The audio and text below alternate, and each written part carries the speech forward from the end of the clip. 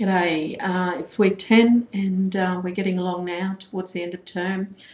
This week in week 10 we're talking about rigour in qualitative research. I hope that you will read the readings, that'll help.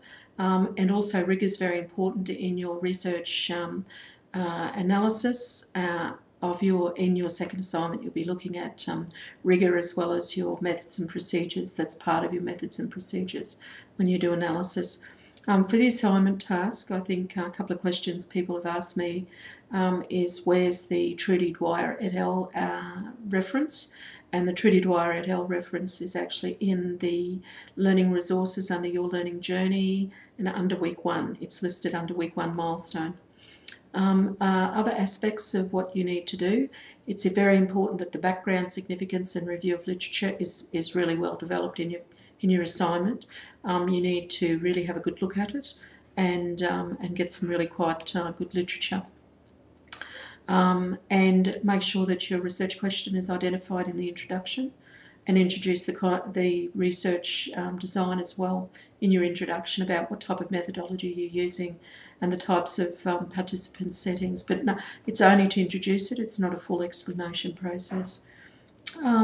Important areas besides background, significance and review of literature is the research design, your methodology that you're using.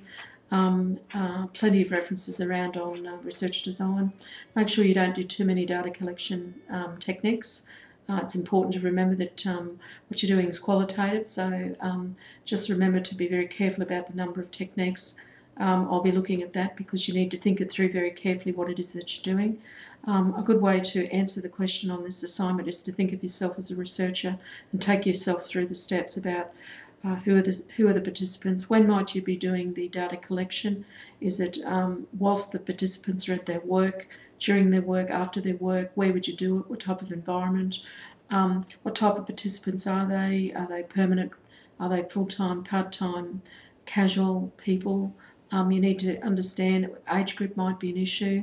Some of you are talking about that on the discussion board. So you need to be very refined in what your participants and who they might be. Gender might be an issue, etc., etc. When you get to research design, methodology, whatever the qualitative design is that you're using, I need you to be very thorough about what it is, what the design is.